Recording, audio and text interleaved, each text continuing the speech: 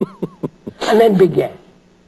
I believe this is traceable from the ancient Vedas to present time, where the priest became the interpreter, the mediator, the explainer, the exploiter, the man who said this is right, this is wrong, you must believe this or you go to perdition, and so on, so on, so on. He generated fear, not the adoration of beauty, not the adoration of a life lived totally, wholly without conflict, but something placed outside there, beyond and above what he considered to be God, and made propaganda for that. So I feel if we could, from the beginning, use the word religion in the simplest way, that is the gathering of all energy so that there is total attention, and in that quality of attention the immeasurable comes into being.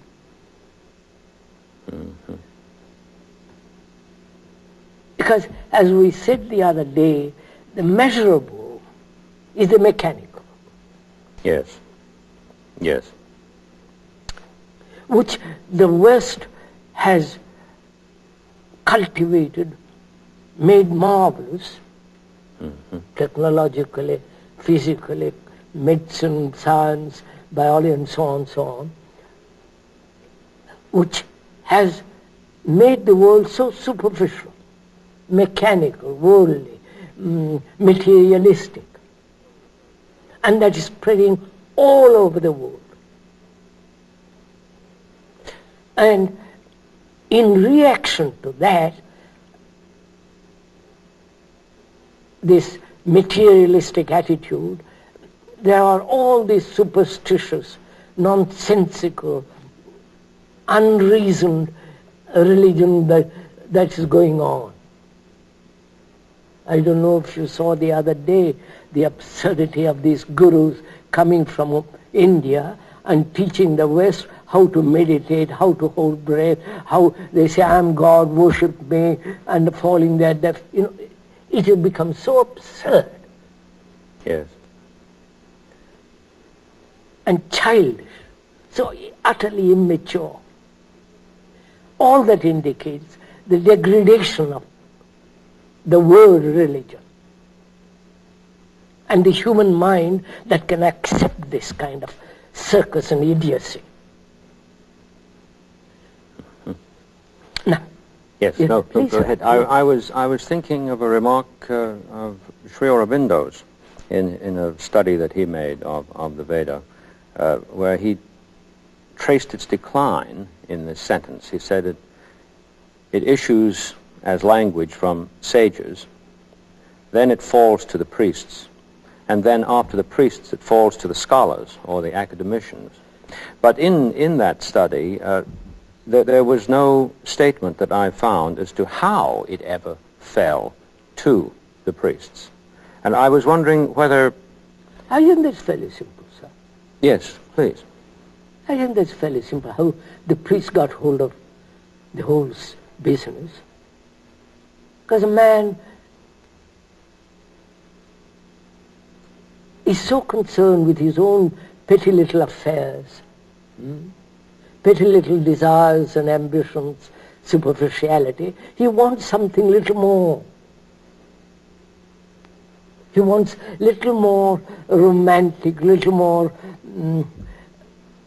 sentimental, more something other than the daily beastly routine of living. So he looks somewhere and the priest says, hey, come over here, I've got the goods. I think it's very simple how the priests have come in. It is, you see it in India, You see it in the West. You see it everywhere where man begins to be concerned with daily living, the daily operation of bread and butter and house and all the rest of it. He demands something more than that. He says, after all, I'll die, but there must be something more.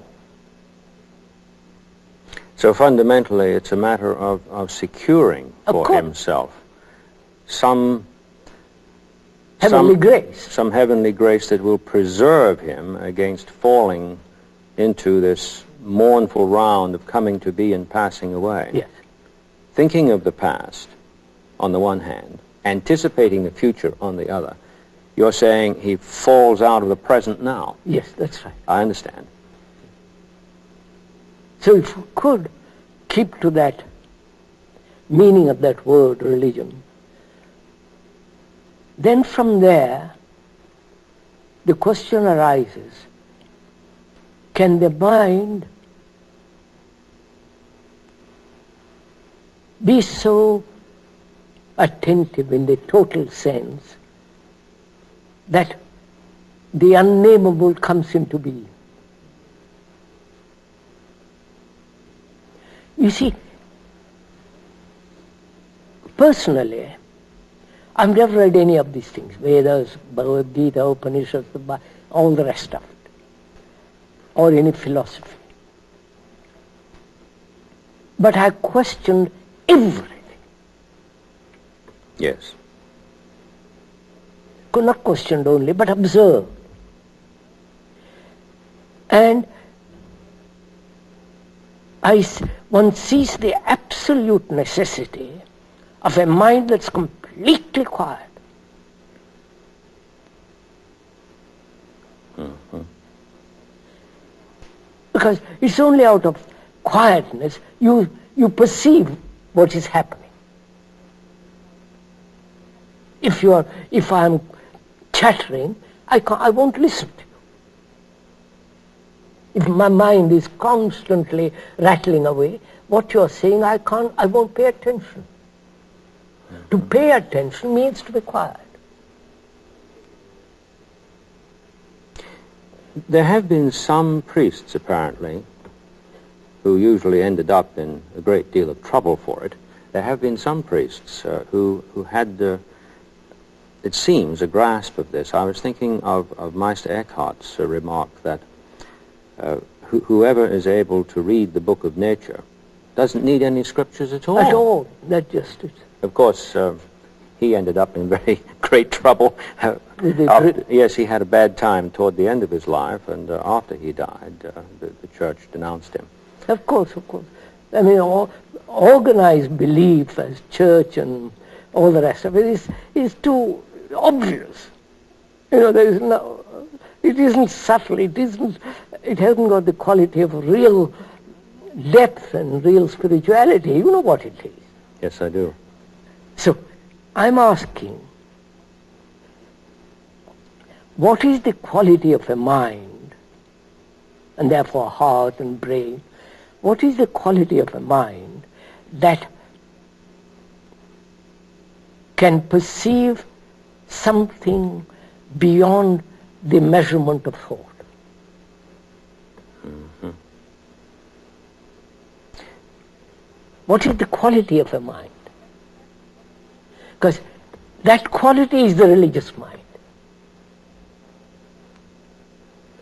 Mm-hmm. That quality of a mind that is capable, that has this feeling of being sacred in itself, and therefore is capable of seeing something immeasurably sacred. The word devotion seems to imply this when it's grasped in its proper sense. To use your earlier phrase, gathering together. Yes. Toward a one-pointed, attentive. Attention is, would you say attention is one-pointed? No, I didn't mean to imply focus when I said one-pointed. Yeah, that's what I want.